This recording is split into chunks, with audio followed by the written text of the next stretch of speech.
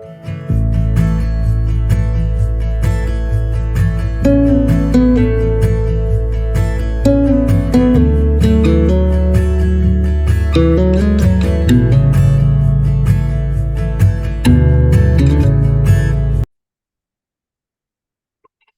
everyone, and welcome to season 8 and episode 4 of Behind Your Eyes. The lovely Renee is my guest. So, hi Renee, if you'd like to introduce yourself to everyone. Hi, thank you, Suzanne. It's so wonderful to be here.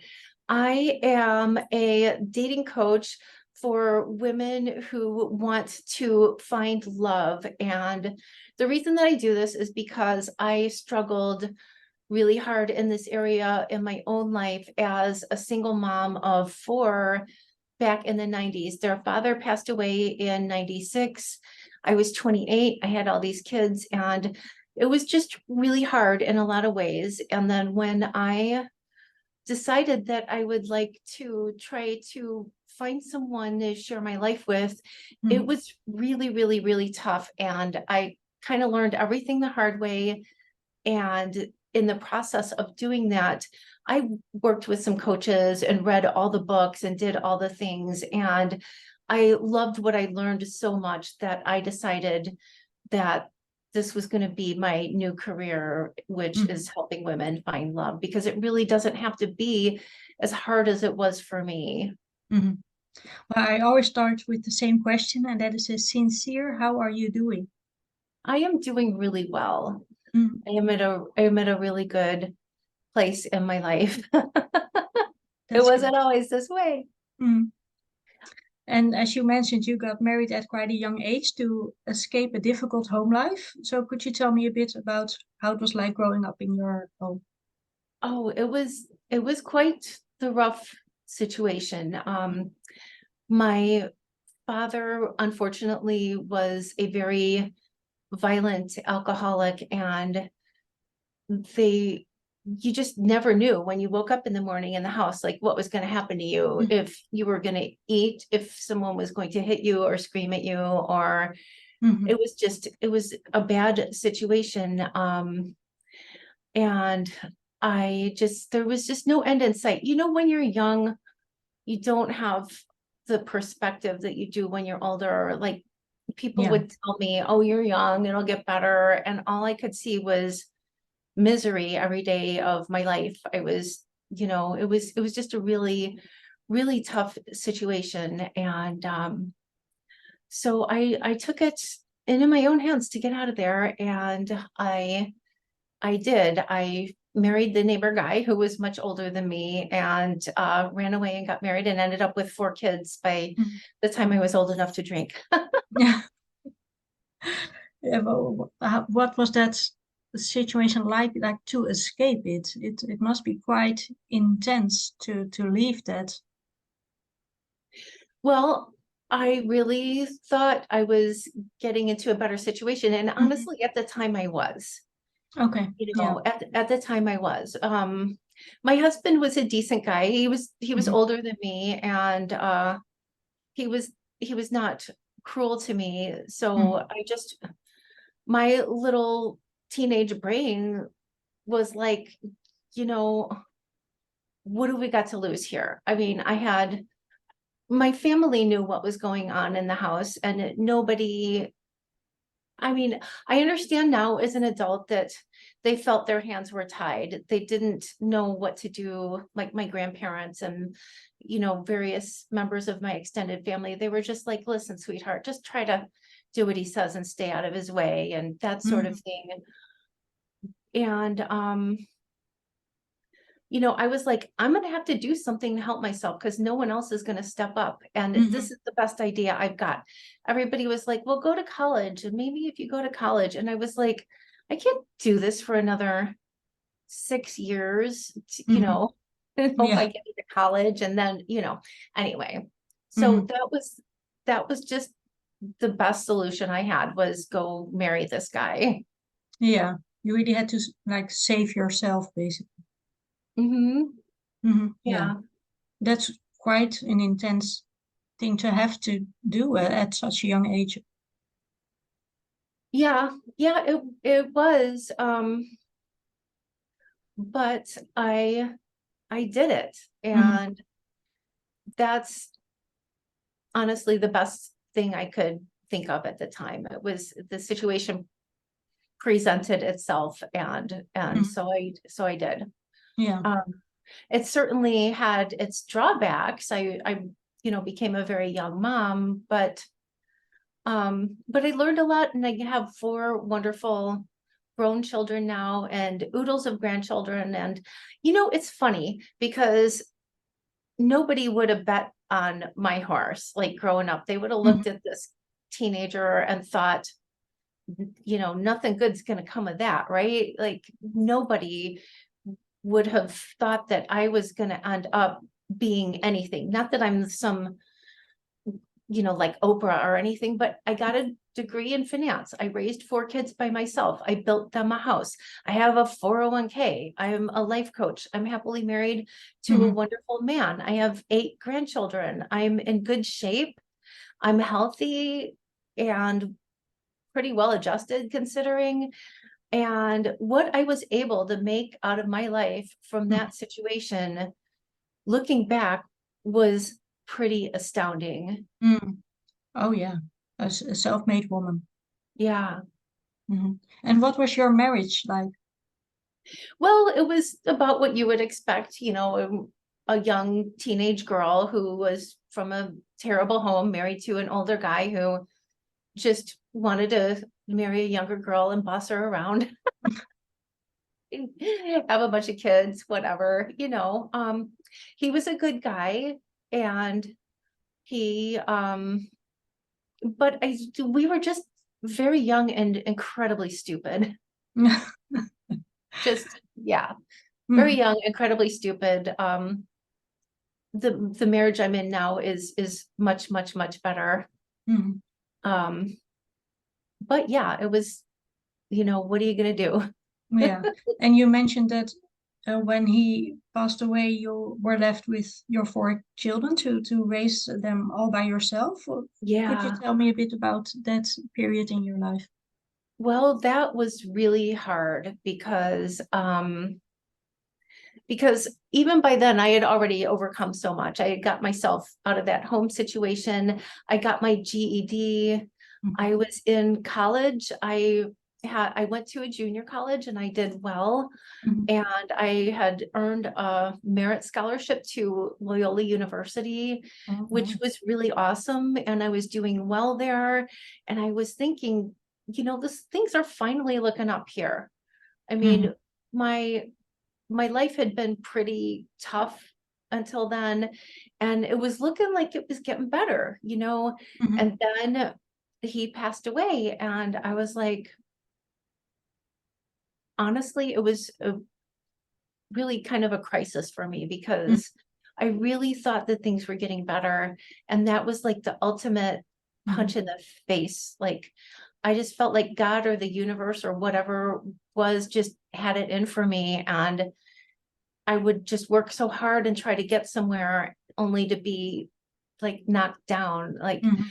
and the worst moment of my life still, and I'm much older now, still the worst moment of my life was telling my little kids that their father had died. I thought, what kind of world do we live in that I have to tell these kids that their father died? Like it was the worst thing that I have ever had to do. And I've had to Mhm. do a lot of hard things, but I can still see their little faces in my mind's eye, just crumpling at this news and thinking, how could I have to tell them such a thing Mhm. and break their hearts and ruin their lives? And I mean, of course, everything turned out fine, thank God, but it was really a low point for me because honestly, because things were starting to look like they were gonna be better, and that was tough.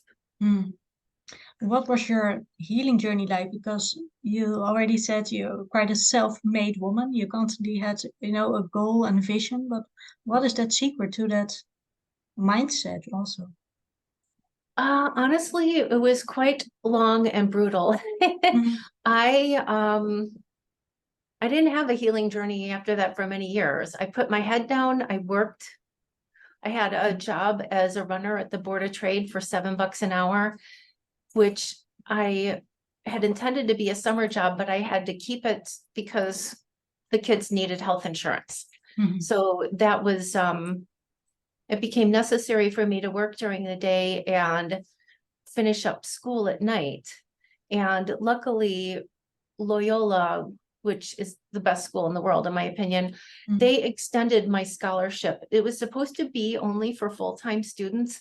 And I told them that I could not remain a full-time student because I had to work now full-time to Mhm. keep the kids' insurance and take care of them.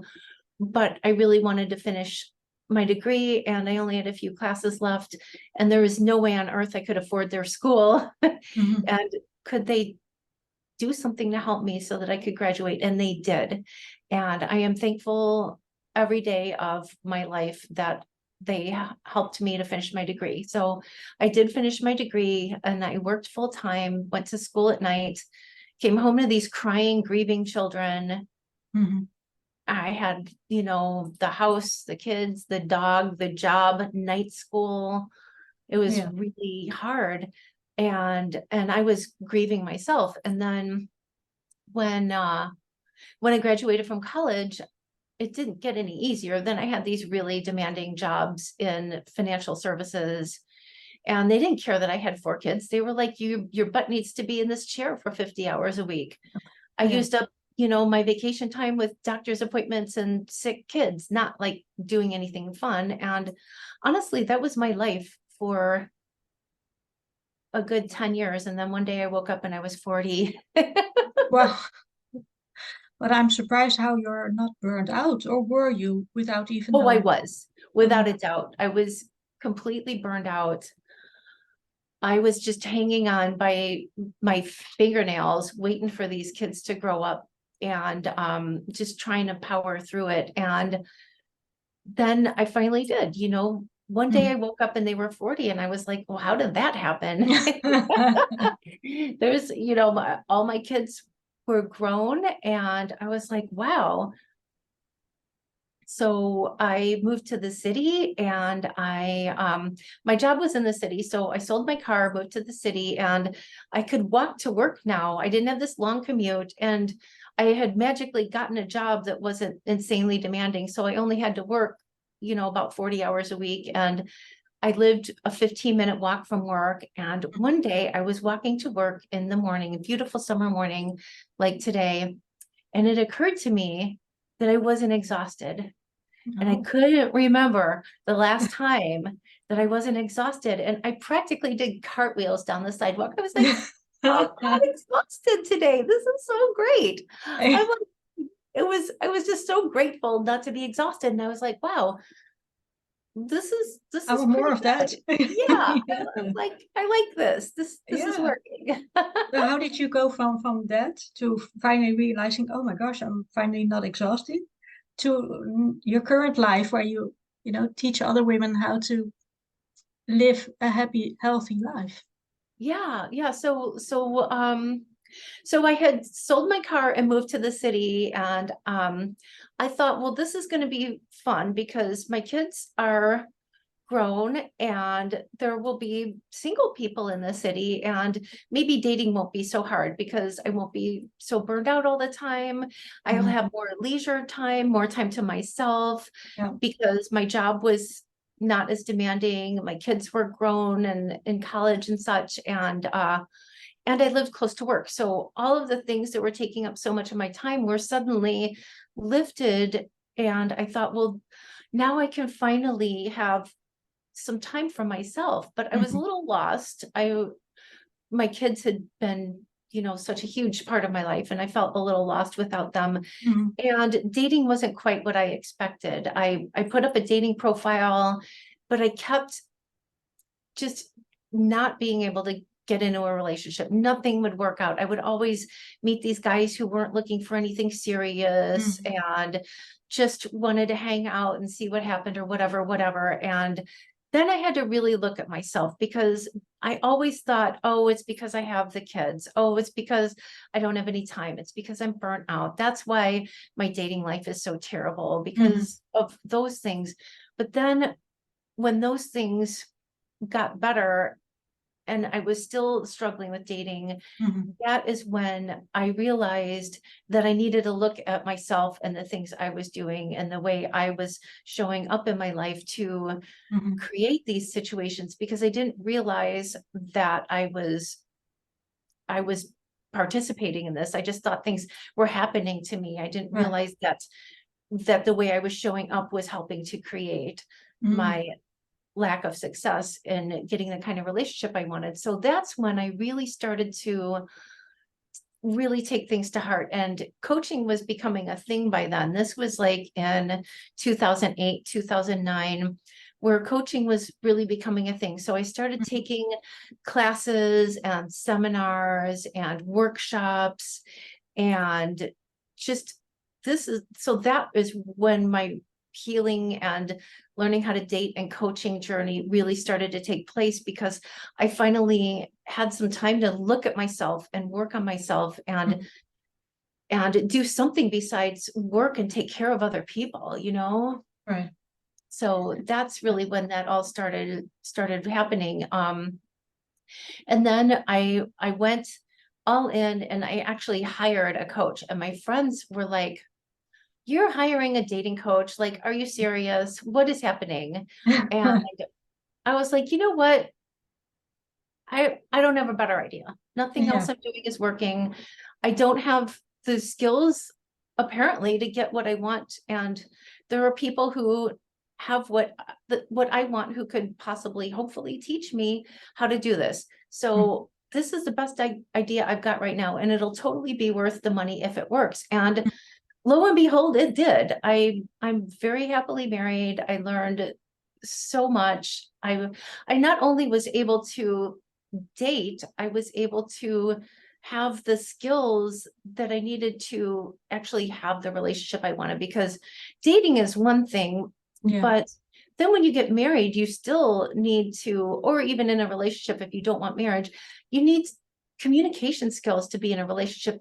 Things don't just happen. You don't just meet the right person and all of a sudden it all works out. You have to build the skills that are necessary to have what you want in life and to be able to sustain it. Hmm. And what is at the essence of your teaching? Almost like the most important technique or tool or advice that you teach?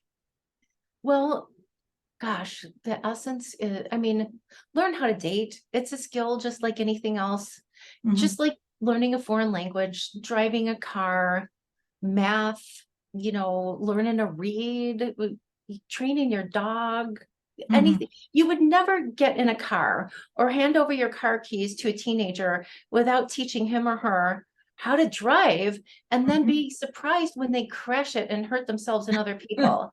You Yeah. wouldn't. You teach them how to use the vehicle. And when you learn how to date, you can actually have Mhm. the kind of results you want instead of crashing and getting hurt.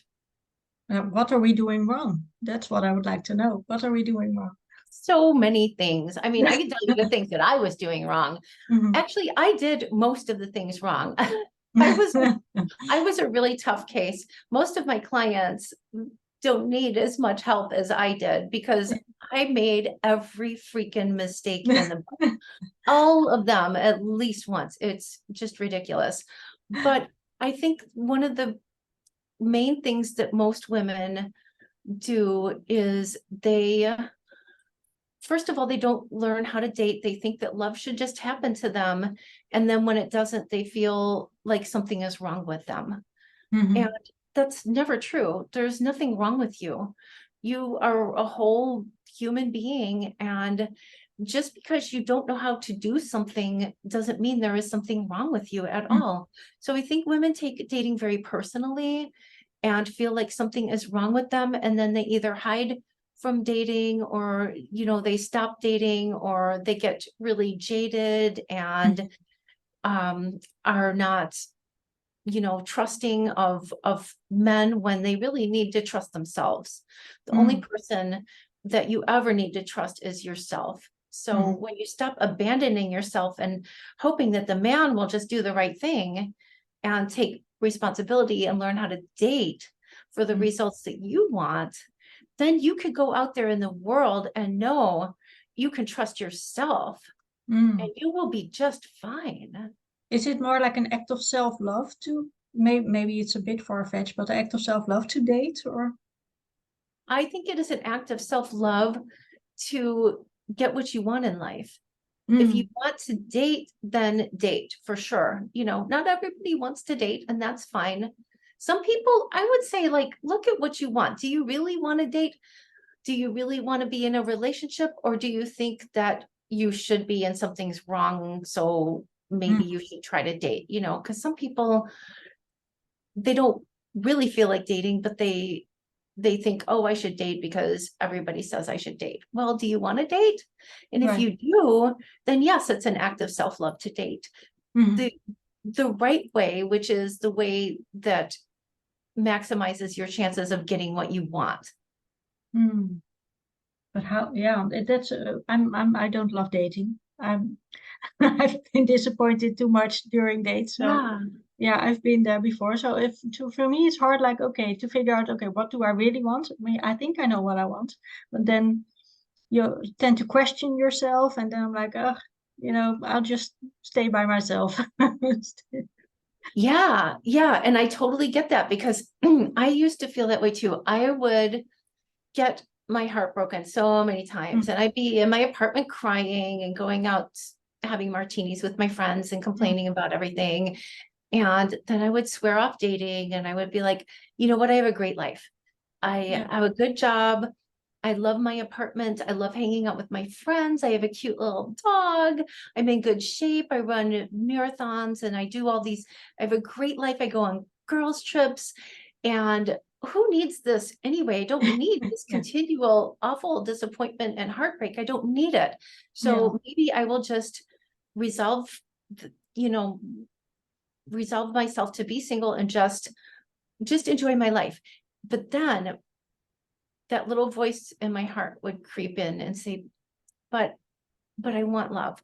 I want to share my life with a man. I want to wake up in the morning next to someone who loves me. I want to have dinner with someone at night. I want to not go to weddings, funerals, Christmas parties, holiday parties, Thanksgiving, like every freaking thing on earth alone, going to everything alone because no one is ever there for me. And I was just exhausted of like walking the earth alone for all these years. I really wanted another person to be like my bestie, my person, and my heart would not be silenced.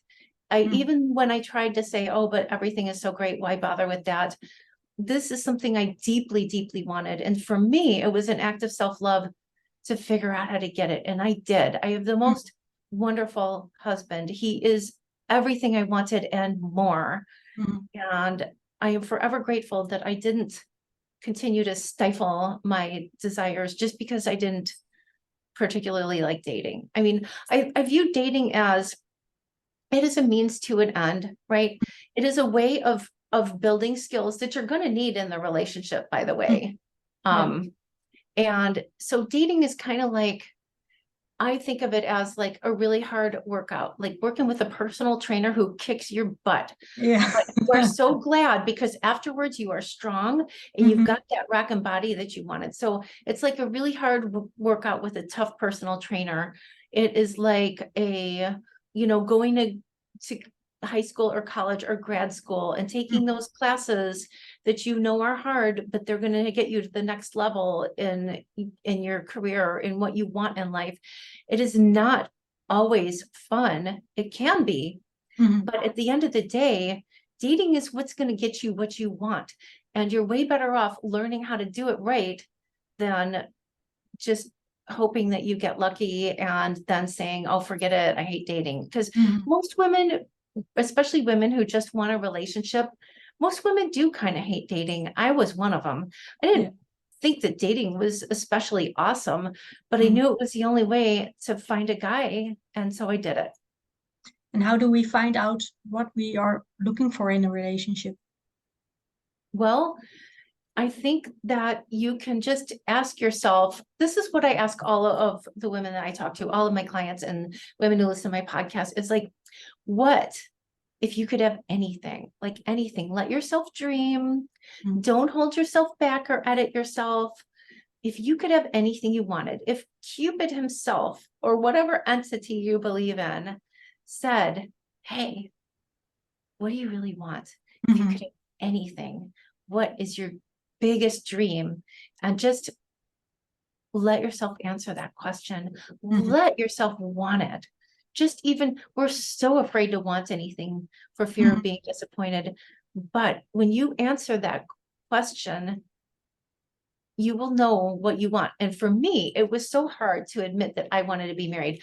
I was in my mid 40s and I wanted to be married. And everybody was like, are you kidding me? You have a degree. You raised 4 kids. You already been married. What, like, who's going to come to your wedding? Like, you're 47. Like, but you know what? That's what I wanted. And Mhm. it was so hard to even get those words out of my mouth because I was afraid people would mock me or laugh at me. And some of them did.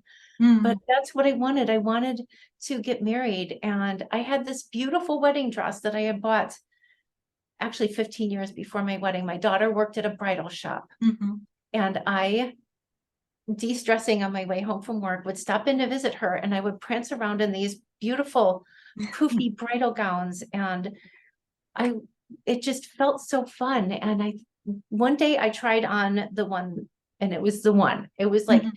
didn't have a boyfriend, hadn't had a date in years, but I bought the thing. Mhm. Yeah. And I wore it 15 years later. And guess what? People did come to my wedding. Yeah. You can't ignore what the heart wants, right? Right. Hmm. I would love to know, what is your favorite way of self-love or self-care? Oh, one of my favorite things to do is I have a wonderful bathtub Mhm. and I light candles and I put Epsom salts and essential oils and I turn on the little swirly jets and I take a shower and I do my little scrubby scrub and um put deep conditioner on my hair and I get in the bathtub and I let myself just sit in the bathtub for at least an hour. I do this every week. Oh, And lovely. that is, to me, that is just, that is wonderful. It is like heaven on earth. And the other thing I do that is really loving for myself that isn't as always as fun is I have my own back and I go for what I want in the world. Mhm. And that I think is an act of self-love too, to be to be there for myself and to really know what my desires are and to go for the things I want in my life, even when they're scary or Mhm. hard, or I think that I can't have them. I still do that for myself. And I think that is an act of self-love too, Mhm. because we're all here on this planet for however long we're here. And I want to make sure that I show up for myself in that way. And I think that's self-love too. Mhm. For sure. And what is the best advice you were ever given? The best advice I was ever given, huh? Um, best advice I was ever given to, I guess, not to take no for an answer when I wanted something. Mhm. Oh, that's good. That's again also what the heart wants, it wants. Yeah. Mhm. And my last question is also always the same one, and that is, when are you at your happiest? When am I at my happiest? When I get up in the morning and I make a cup of coffee and it's summer now and I just go and sit in my sunroom and sip on my coffee with my dog and my cat and sometimes my husband, he's home on the weekends. Mhm. I mean, he's home all the time, but he's not home in the morning because he has a office job. Mhm. So sometimes on a Saturday or Sunday, he'll be out in the sunroom with me. And during the week, it's me and my dog and my cat. And it's so beautiful and peaceful in the morning. And I just love sipping coffee and having a little me time in the morning before I start my work day. Yeah, that sounds good. Well, thank you so much for today, Renee. I think it was very inspiring for many women. Oh, thank you so much for having me. It was such a pleasure. Thank you.